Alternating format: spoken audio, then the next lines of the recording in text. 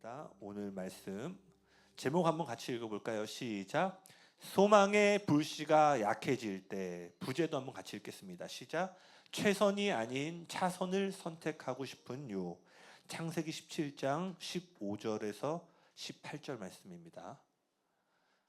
창세기 17장 15절에서 18절 같이 읽겠습니다. 시작. 하나님이 또 아브라함에게 이르시되 내 아내 사레는 이름을 사레라 하지 말고 사라라 하라.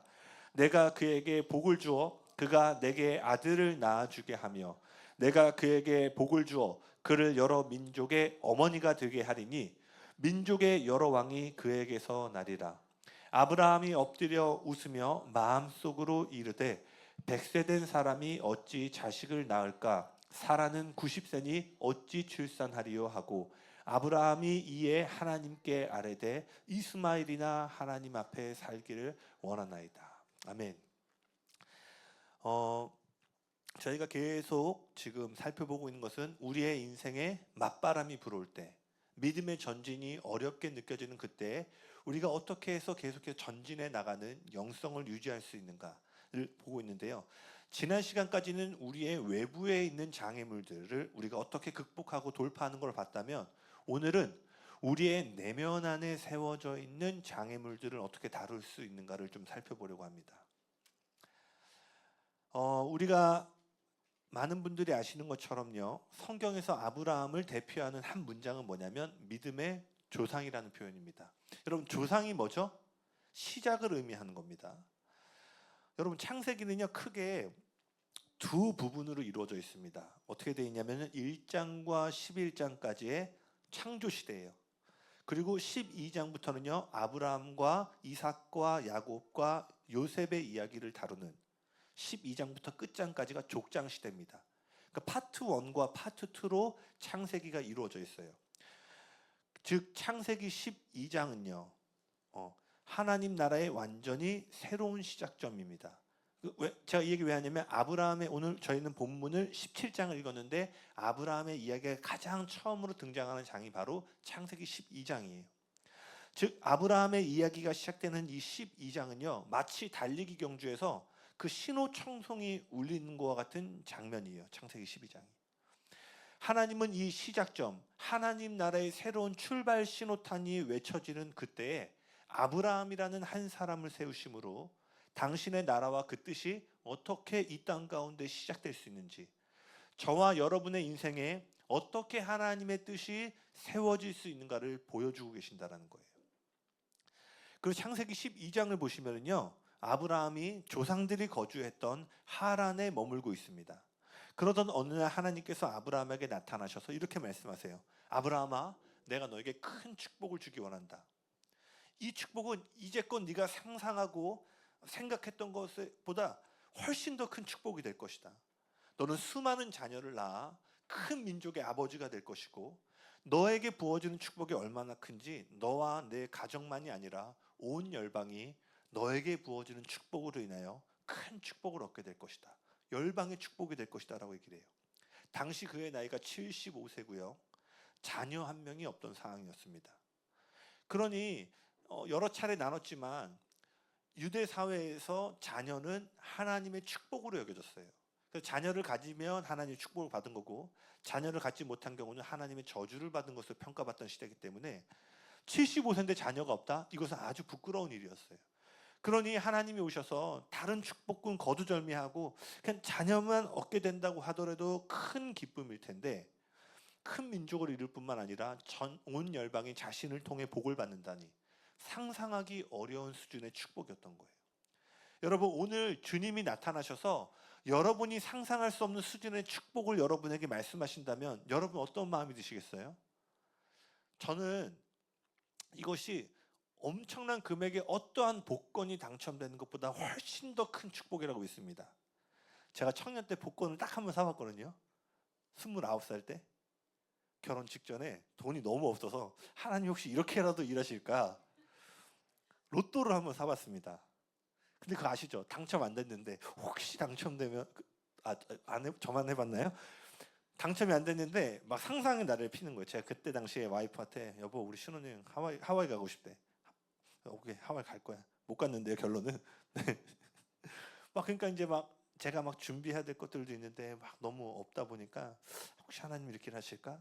근데 그 토요일 날 발표가 되기 전까지 제 마음이 막 기대감이 있는 거예요. 혹시라도 당첨이 되면 어때? 네, 너무 아브라함의 축복과 저렴한 비교였는데 그러니까 뭐예요? 여러분이 상상할 수 있는 그 어떠한 기쁨과 기대보다 더 큰 축복을 만일 오늘 여러분에게 약속해 주신다면 네가 하고 있는 이 사업이 어마어마하게 축복을 받아 열방이 복을 받게 될 것이다. 그럼 어떻게 했어요, 여러분? 어마어마한 기쁨이 있겠죠. 그리고 나서 하나님이 말을 이어가세요. 그러기 위해서는 떠나야 된다. 너의 고향을 떠나고 내가 너에게 보여줄 땅으로 가야 한다라고 말씀하세요. 믿음의 조상이자 새로운 시작의 신호탄을 울리는 장면에서 가장 첫 번째로 등장하는 단어가 뭐예요? 가라라는 거예요. 이후에 아브라함을 부르시는 9절까지 따라 보면은요, 따라가고 떠나고 들어가고 옮기고 지나고 등 이 9절에서요 동사가 8번이나 언급이 돼요. 즉 믿음의 조상으로 알려지는 이 아브라함의 첫 번째 이야기가 우리에게 알려주는 사실은 뭐예요? 믿음의 핵심은 깨달음이 아니라 순종에 있음을 보여주고 있는 거예요.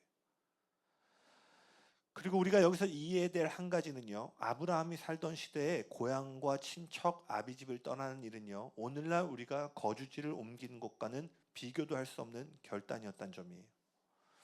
개인의 선택과 성취로부터 정체성을 얻는 오늘과 달리 전통적인 사회에서 어떻게 된다고 했죠? 개인의 정체성이 가족과 가문으로부터 출발합니다. 그래서 전통적인 사회에서는요, 이 사람이 어느 지역에 태어났는지 어느 집안의 자손인지 족보가 매우 중요해요. 예수님도 끊지 못하는 한국에 삼겹줄이 있다는 거 아시나요? 예수님도 끊지 못하는 한국의 견고한 삼겹줄, 학연, 지연, 혈연. 네, 웃기려고 지양 고마워요. 네, 웃을 줄 알았는데 많이. 한국 하면 뭐예요? 학연, 지연, 혈연이 아주 무섭죠. 혹시 범죄와의 전쟁이라는 영화 혹시 보신 적 있나요? 거기에 보면 최민식 배우하고 하정우 배우가 이렇게 처음에 만나는데 이게 최민식 배우가 엄청 두들겨 맞죠. 하정우는 건달이고. 근데 언제 이들이 확 하나가 돼요? 같은 집안 사람이었던 거예요. 그때부터 어떻게 해요? 행배야. 네. 그때까지 뭐 선생이 뭐 맞고 막 이랬는데 그때부터는 야 뭐 네가 내가 처음 너 볼 때부터 알아봤다. 우리 가문에 네가 뭐 똘똘한 너 역시 행배야 이러면서 뭐 그때부터 뭐 어르신 뭐 하고 그 영화 보면요 사실 되게 먼 친척임에도 불구하고요 이게 80년대를 배경으로 하고 있는 거거든요. 그러니까 뭐예요? 우리 안에 혈연을 되게 중요시하는 거예요. 왜냐하면 전통적인 사회는 모든 정체성을 개인이 아닌 집단으로부터 얻어내기 때문이에요. 즉 지금 아브라함이 이 이사를 하기로 결정한 것은요. 자신의 정체성과 자신이 앞으로 이 사회 가운데 누릴 수 있는 모든 성공과 위치를 포기하는 엄청난 결단이었다라는 거예요. 즉 자신의 통제권을 완전히 포기하고 하나님을 따르는 결정이었다는 것입니다. 여러분 한 번 더 질문해 볼게요. 아까 제가 예를 들었죠. 오늘 주님이 나타나서 여러분에게 어마어마한 축복을 약속해 주신다면 여러분이 어떻게 했는가? 근데 그 축복 가운데 만일 주님이 오늘 여러분에게 여러분이 지금 안정감을 두고 있는 모든 것을 뒤로 하고 떠나라고 한다면 여러분 예라고 하실 수 있겠어요? 오늘 저와 여러분 그 주님이 말씀하실 때 주저함 없이 예 주님이라고 말하는 은혜가 있길 예수님의 축복합니다. 이 지금 아브라함이 부름을 받는 동일한 장면을요. 믿음장이라고 알려져 있는 히브리서 11장에서 이렇게 얘기하고 있습니다. 히브리서 11장 8절입니다. 같이 읽겠습니다. 시작. 믿음으로 아브라함은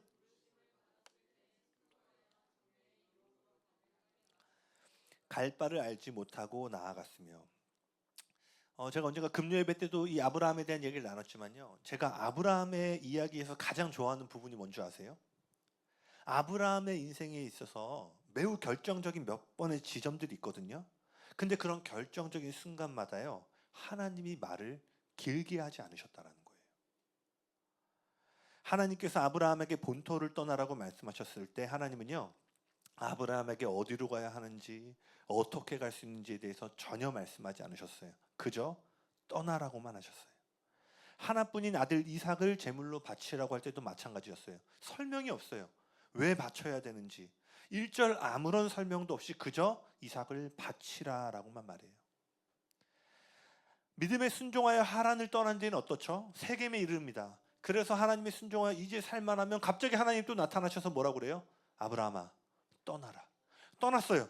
이제 베델에 이르러서 이제 좀 살만하니까 주님이 또 뭐라고 말씀하세요? 떠나라 라고 말해요. 그렇게 아브라함은 떠났어요. 이집트를 떠났고요. 그라를 떠났고 브엘세바를 떠났어요. 하나님께서 아브라함을 향한 뜻과 계획을 장황하게 설명하시고 아브라함이 그걸 듣고 납득이 된 다음에 순종한 것이 아니었다라는 거예요. 아브라함은 그저 하나님을 떠나라고 말씀하실 때마다 그저 신뢰함으로 순종했다라는 거예요. 여러분이 정말 아브라함에게 부어졌던 하늘의 놀라운 축복을 받기 원한다면 여러분은 아브라함과 같이 떠날 채비를 갖추셔야 된다라는 거예요. 그래서 제가 아브라함의 이야기 중에 정말 좋아하는 부분이 이거예요. 아브라함은요, 하나님이 하신 말씀보다 하지 않은 말씀을 더 많이 갖고 있었다라는 거예요. 다시요. 하나님이 하신 말씀은 오직 한 문장밖에 없죠. 그저 떠나라. 근데 그 뒤에 말풍선이 어마어마하게 많이 나오잖아요. 지금 어떻게 해야 돼요? 저 지금 돈이 없는데, 저 지금 사람이 없는데, 뭐가 없는데, 거기에 대해서 설명을 안 해주시고 오직 하나, 그저 나를 신뢰함으로 떠나라. 뉴진 피터슨은요, 믿음에 대해서 이렇게 얘기했습니다.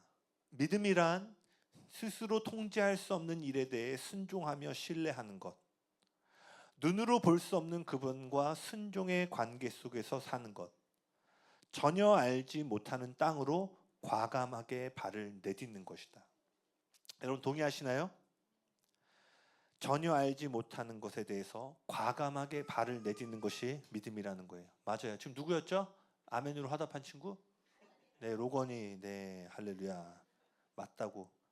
여러분, 저 말도 못하는 어린아이가 아멘으로 화답하고 있습니다. 여러분 동의되시면 옆 사람 신경 쓰지 마시고 아멘 이렇게 해주세요. 할렐루야. 네, 네. 즉 아브라함의 이야기는요, 믿음이 설명이 아님을 분명하게 말하고 있어요. 아브라함의 이야기는요, 믿음이 우리의 이해력에 있는 것이 아니라 하나님에 대한 신뢰의 마음에 있음을 이야기하고 있다는 거예요. 그렇기 때문에요, 하나님은 오늘도요, 지금 이 공간에 온 땅을 두루 감찰하신 여호와의 눈은요, 우리가 얼마나 알고 있는가가 아니라 우리가 얼마나 주님께 순종할 채비를 갖추고 있는가를 바라보신다라는 거예요. 기억하십시오. 하나님은 여러분이 얼마나 이해의 사람인가를 보지 않으시고 순종의 사람인가를 보신다라는 거예요. 그러나 안타깝게도요, 지금 이 내용들을 지적으로 다 동의하는 데는 어려움을 느끼지 않겠지만 우리는 많은 경우에 순종보다 이해를 원하는 것 같습니다.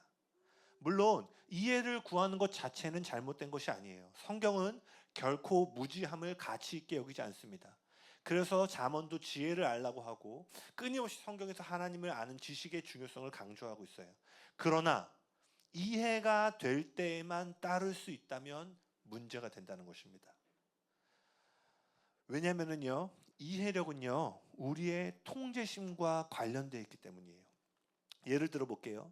여러분이 다음 달까지 지출해야 될 돈이 있다고 생각해 보세요. 그런데 그 돈을 어떻게 내야 될지 알 수 없는 상황 가운데 있다면 여러분은 불안함과 두려움을 느끼게 될 거예요. 어떻게 갚아야 될지 내 이해의 영역에서 계산이 돌아가지 않으니까 어떻게 돼요? 통제력을 갖지 못함으로 불안함을 느끼게 되죠. 그러나 반대로 이런저런 일을 하고 돌려받을 돈을 계산을 해보니 이번 달에 나갈 돈을 충분히 감당할 수 있겠구나라는 결론이 나오면 두려움을 느끼는 것이 아니라 뭐예요? 안정감을 느끼게 되죠. 왜? 모든 상황이 자신의 이해력 안에서 통제되고 있기 때문이에요. 이처럼 여러분, 이해력은요, 우리의 통제심과 연결되어 있습니다. 그러니 이해 자체가 잘못된 것은 아니지만 이해가 돼야지만 하나님께 순종하겠다라고 고백하는 것은요, 하나님을 따라가는 것이 아니라 여러분의 계산법과 통제력을 의지하는 것이라는 거예요. 그리고 보니까요, 일반적으로 우리는 나이가 들수록 이해력을 추구하는 성향이 강해지는 것 같습니다. 위험한 모험보다는요, 안전지대에 편하게 머물기를 원하는 것 같아요. 그래서 나이가 들수록 어른들도 신들도 이런 얘기해요. 막 청년 때는 막 불도저 같이 막 뛰어들고 막 했는데 나이가 들고 보니까 약간 주저하게 된다라는 거예요. 목사님들도 그런 얘기 하시더라고요. 막 전에는 막 열방 나가고 막 했는데 지금도 열방이 아주 정말 기독교계 탈레반이라고 부르시는 박 목사님도 어느 순간 약간 주저하게 된대요. 육신의 힘이 조금 빠지고 뭔가 이렇게 약해졌다고 느껴지니까. 그리고 우리가 경험이 점점 많아지니까 계산법의 공식들이 늘어나기 시작하는 거예요. 그러니까 어떻게 사역자라면 사역도 이제 보이죠. 아, 요거 이렇게 하면 대충 계산법이 대충 나온단 말이에요. 아무것도 모를 때는 그냥 물도나인처럼 했는데 컨퍼런스도 몇 번 해보고 뭐 선교도 몇 번 해보고 하니까 대충 딱 보면 그거를 좋은 쪽으로 얘기하면 뭐예요? 지혜가 생기는 거죠. 근데 이 지혜가 우리 안에 과감한 결단력에 대한 힘들을 약화시킬 수 있다는 거예요. 여러분 어떠세요? 지금 주님께 이해를 구하십니까? 아니면 주님이 무슨 말씀을 하시든 예라고 고백하고 떠날 채비를 하고 계십니까? 여러분 믿음으로 선포합니다. 안전지대를 떠나셔야 돼요. 하나님의 큰 축복을 누리기 원한다면 안전지대를 떠나셔야 됩니다. 많은 사람들이요 창세기 12장의 아브라함처럼 믿음으로 하란을 떠나요. 세겜도 떠나요. 베델도 떠나요. 그 지점마다 예라고 말하면 떠나요. 그런데 보니까요 어느 시점에 이르면 조금씩 주저하는 것 같더라고요. 결혼을 하고 자녀를 낳고 책임져야 할 것들이 하나 둘씩 늘어나기 시작하면요 어느새 확실한 답을 듣고 싶어하는 성향이 강해져요. 아마 여기 지금 청년들이 많이 없고 저희 주류가 이제 신혼부부들이 많은데 아마 공감하실 거예요. 청년 때는 배고프면 어때요? 나만 배고프면 되니까 막 불사르게 내어줄 수 있을 것 같은데 우리가 자녀를 낳고 책임져야 될 것들이 많아지니까 어떻게 해요? 옛날처럼 뛰어들기가 주저하게 되는 모습들을 볼 수 있습니다. 아닌가요? 네, 감사합니다. 네. 안정감을 추구하는 나머지요 축복의 땅을 향해 떠나라고 하는데 이전까지 떠나서 여러 번 잘 떠났는데 어느 순간 발이 약간 무거워지기 시작하는 거야. 하나님의 음성에 주저하게 됩니다. 그러나 여러분 잘 들어보세요. 명심해야 될 한 가지가 있어요. 그게 뭐냐면요 그렇다고 해서 여러분이 확실한 설명과 답을 얻었다고 해서요 하나님을 온전히 따르는 것은 아니라는 거예요. 누구보다 눈에 보이는 답을 보고 따라갔던 출애굽 이스라엘 백성들을 생각해 보세요. 그들은요 눈에 보이는 명백한 구름 기둥과 불 기둥을 따라서 이동했어요. 그러니까 주님 어디를 떠나야 돼요? 아브라함은 떠나라고 말만 하고 아무 설명 안 했는데 출애굽 백성은 뭐예요? 눈만 뜨면 아무것도 이해 못해도 그냥 눈앞에 인도하는 길이 있는 거예요. 그러니 뭐예요? 고민할 게 없죠. 눈앞에 늘 확실하고 명백한 답이 놓여져 있습니다. 그러나 우리는 이들의 결론을 알죠. 명백한 답을 확실한 답을 따라갔던 출애굽 1세대 모두는요 광야에서 죽게 돼요. 그러니 여러분 확실한 답을 여러분이 구하고 안다고 해서 하나님을 신뢰할 것은 보장해 주는 것은 아니라는 거예요. 그렇기 때문에 하나님의 관계에 있어서 핵심 뭐예요? 이해가 아니라 신뢰입니다. 저를 따라 고백해 보시겠어요? 하나님의 관계에서 핵심은 설명이 아니라 순종이다. 믿음으로 선포합니다. 우리 안에 이해되지 않으면 따르기를 거부하고 주저하는 우리 안에 모든 굳어진 마음들, 옛 생각들, 애굽으로부터 온 사고방식들 예수의 이름으로 오늘 시간 파쇄되고 무너질지어다. 하나님은 우리를 약속의 땅으로 이끌기 위해서요. 그래서 이해되지 않는 자리, 여러분의 통제력이 미치지 못하는 자리로 계속 인도하세요. 여러분 때로는 너무 승승장구하는 것 같으세요? 어쩌면요. 누군가 그런 얘기를 했습니다. 여러분이 만약 믿음의 여정을 가는데 충돌이 없다면 원수와 같은 방향으로 가기 때문일 수도 있다. 물론 하나님이 주시는 형통함이 있겠지만 이 말은요 우리가 깊이 생각해 봐야 돼요. 왜냐? 하나님은 사랑하는 자에게 연단하시기 때문이에요. 아브라함은 큰 축복을 받아야 됐기 때문에 이해되지 않고 통제력을 완전히 내려놔야 되는 자리에 계속 인도함을 받게 됩니다. 그리고 주님은 아브라함뿐만 아니라 저와 여러분을 그 자리로 이끄셔서 이렇게 얘기하시는 거예요. 내가 너에게 하란에서 줬던 약속과 지금 네가 처한 형편이 완전히 반대되어 보이는 것 같은 이때에도 여전히 너는 나를 신뢰함으로 따라올 수 있겠느냐. 브래넌 매닝이라는 사람이 이런 얘기를 합니다. 신뢰의 길이란 다 계획되고 정해져 명확히 기술된 미래로 들어가는 것이 아니라 모호하고 불확실한 미정의 세계로 들어가는 것이다. 신뢰가 뭐라고요? 모호하고 불확실한 미정의 세계로 들어가는 것이다. 이 브래넌 매닝의 말처럼요 저와 여러분을 향한 하나님의 놀라운 축복은요 이해되고 보장된 길이 아니라 어디로? 모호하고 불확실한 길 너머에 세팅되어져 있다라는 거예요. 그렇기 때문에 언제나 그 축복은 주님을 신뢰하는 자들만이 경험할 수 있게 되는 것입니다. 그렇다 아브라함의 이야기를 좀 더 따라가 볼게요. 아브라함은 그렇게 수많은 곳을 떠났습니다. 그렇게 신실하게 믿음의 길을 걸어갔어요.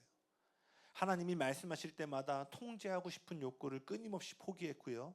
그분을 신뢰함으로 순종했어요. 그런데 문제가 있습니다. 이러한 헌신적인 희생과 순종의 길을 걸어갔는데요. 10년이 지나도록 하나님이 약속하신 자녀와 축복은 어디에서도 볼 수가 없다는 거예요. 이제 아브라함은 80대가 됐고요. 아내 사라의 나이는 70대가 됐습니다. 창세기 15장입니다. 그 창세기 12장의 하란을 떠날 때와 비교하면요. 모든 조건이 나아진 것이 아니라 더 어려워진 거예요. 여러분, 많은 경우에 우리는 하나님께 큰 헌신과 희생을 드리면 당장은 아니더라도 어떤 기대함이 있어요. 이내 큰 축복으로 하나님이 나의 헌신과 희생 가운데 응답해 주실 것을 기대하게 돼요. 당연하죠, 자녀로서. 그런데 만약에 여러분이 하나님을 신뢰함으로 모든 것을 포기했고 남들이 보기에는 어리석고 낭비와 같아 보이는 길을 그저 하나님만을 신뢰함으로 묵묵히 걸어갔는데, 좀 더 구체적으로 표현해 볼까요? 여러분이 하나님을 기대함으로 큰 헌금을 드리거나 다시 돌아오지 않은 젊음과 재능을 하나님과 그분의 나라를 위해 아낌없이 드렸는데요. 그 결과가 처음보다 나빠졌다면 여러분 어떡하시겠어요? 그러한 때에도 하나님을 신뢰함으로 계속 전진하실 수 있겠어요? 이러한 시기 가운데 이르르면요, 우리 안에 타오르던 소망의 불씨가요 조금씩 약해지기 시작해요. 아브라함과 사라에게 이 소망의 불씨가 약해지는 일들이 일어나기 시작합니다. 창세기 15장에 하나님이 아브라함을 찾아와서 그 12장에서 줬던 10년 전에 줬던 그 약속을 재확증하려고 하는데 아브라함이 뭐라고 얘기한 줄 아세요? 하나님, 저에게 자녀 주지 않으셨습니다. 그러니까요, 하나님이 약속하신 건 알겠는데 저희 집에서 일하는 몸종이 그 유업을 물려받게 될 것입니다. 뭐예요? 하나님은 네 몸에서 날 자녀를 통하여 큰 축복이 임할 거라고 하는데 아브라함 안에 그 약속은 믿지만요. 그리고 전 주님 말씀하시면 떠나라면 떠날 거지만요. 제 몸종이 받아야 될 것 같아요. 그러나 아브라함의 말은 틀렸죠. 하나님은 아브라함의 몸에서 아들이 태어날 것이고 그 상속자가 열방의 축복이 될 거라고 말씀하셨어요. 더불어서 하나님 뭐라고 말씀하시냐면 아브라함아 눈을 들어 하늘의 별을 보아라. 저 하늘의 수많은 별과 같이 네가 많은 자손의 아버지가 될 것이다. 이때 아브라함은 하나님의 약속을 붙잡았고요. 비록 눈에 보이는 상황이 어렵게 보일지라도 자신의 아내 사라가 반드시 약속의 아들을 낳아줄 거라고 생각했습니다. 그리고 몇 년이 또 흘러요. 그런데 시간이 지나도 약속이 이루어질 기미가 보이지가 않습니다. 이제 아브라함은 85세가 되었고요. 사라는 75세가 되었어요. 심지어 사라는 이제 자녀를 낳을 수 없는 몸 상태가 되었습니다. 아마 아브라함과 사라 모두 큰 낙심을 느꼈을 거예요. 자신들이 보기에 하나님이 주신 약속이 이루어질 조건을 어디에서도 찾아볼 수 없었기 때문에 사라가 어느 날 한 가지 아이디어를 냅니다. 그것은 바로 사라 자신이 아니라 자신의 여종 하갈을 통하여 자녀를 낳는 것이었어요. 아브라함도 이러한 사라의 제안을 받아들였고요. 그렇게 해서 아브라함의 첫째 아들 이스마엘이 태어납니다. 그리고 이스마엘이 태어난 후 13년 동안요. 이스마엘은 아브라함에게 있어 약속의 자녀였어요. 아브라함은 이것을 의심하지 않았어요. 왜죠? 이스마엘이 어디서 나왔어요? 아브라함의 몸으로부터 나왔어요. 그러니 아브라함은 이스마엘이 13살 될 때까지 이 아들이 하란으로부터 약속받은 하나님의 언약의 자녀다라고 믿고 자녀를 키웠다라는 거예요. 이스마엘은 말 그대로 하나님의 약속 하나만을 붙잡고 모든 것을 포기하고 희생하며 따라온 아브라함의 믿음을 대표하는 인물이었어요. 아브라함의 신념 그 자체가 누구예요? 이스마엘인 거예요. 그런데요, 아브라함이 99세가 되던 해 이스마엘을 낳은 지 13년이 되었을 때 하나님이 아브라함에게 나타나서요 깜짝 놀랄 만한 한 가지 소식을 전합니다. 그게 뭐예요? 내년 이맘때 사라가 자녀, 아들을 잉태하여 낳을 것이다. 이삭이 태어날 것이다 라고 얘기를 해요. 아브라함이 이 소식을 들었을 때 어땠을까요? 기뻐할 수 없었어요. 이것은 그가 보인 반응에서 알 수 있습니다. 18절 한 번만 다시 읽어볼까요? 같이 읽어볼까요? 시작. 아브라함이 이에 하나님께 아뢰되 이스마엘이나 하나님 앞에 살기를 원하나이다. 이스마엘이나 하나님 앞에 살기를 원하나이다. 아브라함이 이스마엘에게 강한 애착을 보여요. 왜요? 아브라함의 삶이 지금 이스마엘에게 묶여있기 때문이에요. 왜냐? 지난 13년 동안 이스마엘을, 하갈이 낳은 이스마엘을 뭐라고요? 약속의 자녀로 확신하고 살아왔기 때문이에요. 이것은 마치 이스마엘을 낳았을 때 이런 거예요. 그 라이온 킹에 보면은 심바인가요? 심바가 태어날 때 어떻게 해요? 딱 들었죠. 이스마엘이 태어났을 때 마치 아브라함은 자신의 그 모든 희생이 보상받는 것처럼 산 정상에서 드디어 약속의 자녀가 태어났다.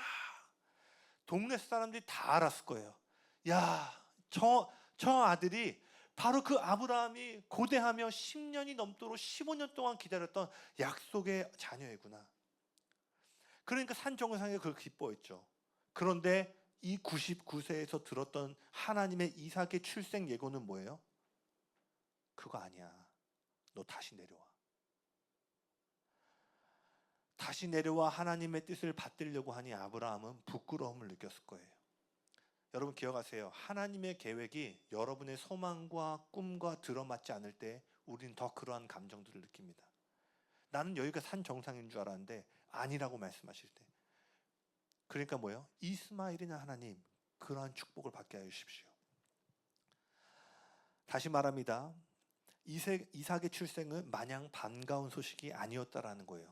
물론 이후에 그 믿음을 받아들였지만 적어도 처음에는 그랬다는 거예요. 이삭의 출생 예고는 아브라함이 이스마엘을 낳고 그를 통해 보기 원했던 모든 수고와 계획이 완전히 실패였음을 폭로하는 일이었기 때문이에요. 생각해 보세요. 아브라함과 함께하는 모든 사람들은요, 아브라함이 하나님으로부터 어떤 약속을 받았는지 너무나 잘 알고 있었어요. 아마 약속 하나만 붙잡고 본토 아비지를 떠난 그 아브라함의 이야기는요, 그 도시 가운데 영담같이 전해졌을 거예요. 모두가 아브라함과 같은 아브라함이 믿음의 사람임을 인정했고요. 아마 아브라함이 이스마엘을 데리고 막 시장을 돌아다닐 때마다 사람들이 어떻게 해요? 야, 저 녀석이구나. 저 녀석이 하나님의 언약의 성취구나. 그렇게 사람들이 얘기했을 거예요. 그런데 하나님은 그동안 해왔던 모든 것들이 인간적인 수고와 노력의 결과물이며 하나님이 행하시고자 하는 일과는 무관한 일이었음을 나타내신 것입니다. 그러니 이삭의 탄생 예고는 만약 반가운 소식만은 아니었다라는 거예요. 여러분 생각해 보세요. 여러분이 만약 20년 넘게 하나님의 뜻이라고 생각하고 일궈온 일들이 있고 주변 사람들은 여러분을 보면서 여러분의 신실함, 그 한 길을 가는 길을 보고 믿음의 사람이라고 박수를 쳐줍니다. 그리고 여러분은 그 신실함의 보상으로 언젠가 하나님의 약속과 뜻이 반드시 성취될 거라는 기대감을 갖고 믿음으로 나아가고 있어요. 그런데 어느 날 하나님이 와서 너 그거 인간적인 노력이야. 너 그거 내가 계획한 일이 아니야 라고 말한다면 여러분 어떠한 마음이 들겠어요? 지난 수십 년이 부정당하는 것 같은 마음이 들지 않겠어요? 이것만큼 허망하고 부끄러운 일이 있을까요? 지금 아브라함이 이러한 경험을 하고 있는 거예요. 그러니 놀라운 약속 앞에서 이스마엘을 이야기한 것입니다. 물론 하나님 너무나 선하셔서 아브라함이 말한 고백을 들으시고요. 이스마엘에게도 큰 민족을 이루는 축복을 허락하셨어요. 하지만 이삭이 받은 약속과 축복은요. 이스마엘이 받은 것보다 100배나 더 컸습니다. 다시요. 이스마엘도 놀라운 축복이었지만 아브라함은요. 그보다 훨씬 더 큰 축복을 기대해야 됐다라는 거예요. 그리고 여기서 하나 좀 깊이 살펴보기 원하는 것은요. 아브라함과 사라가 하갈과 동침하고 이스마엘을 낳은 것이요. 불신앙이 아니라 믿음의 뿌리를 두고 있었다는 사실입니다. 제가 예전에 이 이스마엘은요. 혼적인 노력, 육적인 어떠한 그런 인간의 노력의 산물이라고 생각했지만 여러분 성경을 깊이 보잖아요. 사실 이들이 이스마엘을 낳는 근본적인 뿌리는요. 믿음에 두었어요. 만약에 사라가 하나님의 말씀을 의심했다면 남편에게 하갈과 동침하라고 했을까요? 안 했죠. 아, 여보, 끝났어. 우리 신앙 잘못됐어. 그때 우리가 제대로 들은 줄 알았는데 아니었던 것 같아. 봐봐, 나중에 애도 못 낳고. 아마 약속 안 믿었으면 부정적으로 갔을 거예요. 근데 사라가 어떻게든 애를 낳으려고 했던 건 뭐예요? 그 약속을 의심하지 않고 믿었기 때문이에요. 아브라함도 마찬가지입니다. 아브라함이 그 말씀을 믿지 못했다면 사라의 제안을 일천지 한 단번에 거절했을 거예요. 아브라함과 사라는 모두 아브라함의 몸에서 자녀가 태어날 것이라는 하나님의 약속을 의심하지 않고 믿고 있었던 것입니다. 그러나 그들의 나이가 어떻게 돼요? 점점 더 많아지고 자신들이 받은 약속이 점점 희미해져 가고 있는 것처럼 보여요. 더군다나 사라가 이제 임신할 수 없는 상태가 됩니다. 그러니 그들은요, 자신들이 받은 약속이 유산되지 않고 책임감 있게 무언가 반응해야 된다라고 생각했던 거예요. 그리고 이러한 하나님의 약속에 대한 믿음과 신뢰의 반응으로 그들이 이스마엘을 낳았다는 거예요. 적어도 그들은 그렇게 하는 것이 책임감 있는 믿음의 행동이라고 생각했던 거예요. 하지만 우리가 아는 건 뭐예요? 아브라함을 향한 하나님의 계획은 이스마엘이 아니라 누구? 이삭이었다라는 거예요.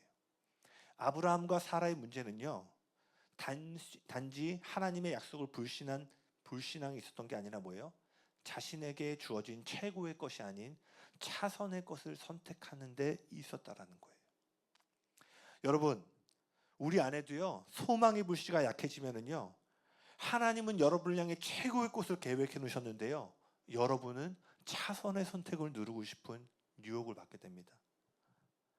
물론 여러분 잘 들어보세요. 여러분이 아브라함처럼 하란을 떠나고 세겜을 떠나고 베델을 떠나는 그러한 믿음의 길을 걸어왔다라면요, 대놓고 하나님의 약속을 대적하는 선택은 절대 하지 않을 거예요. 왜냐? 누가 봐도 그렇게 해서는 안 된다는 걸 알기 때문에.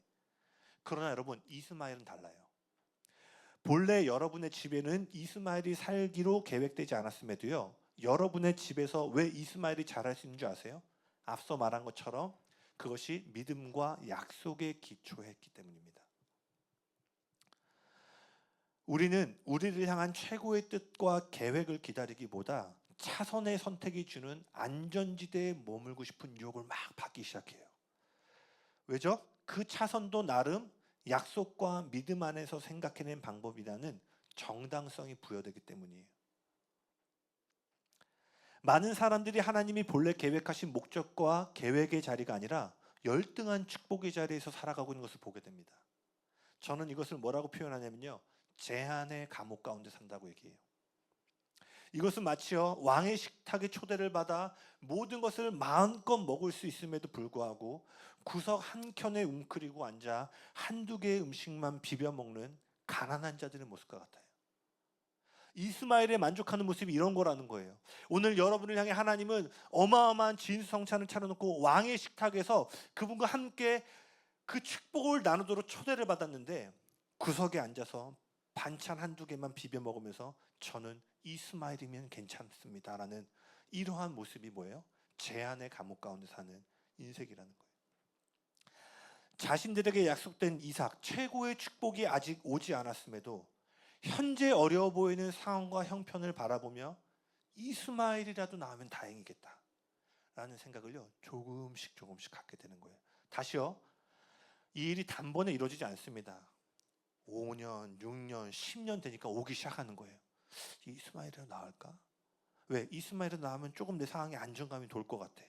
재정이 조금 뚫릴 것 같아.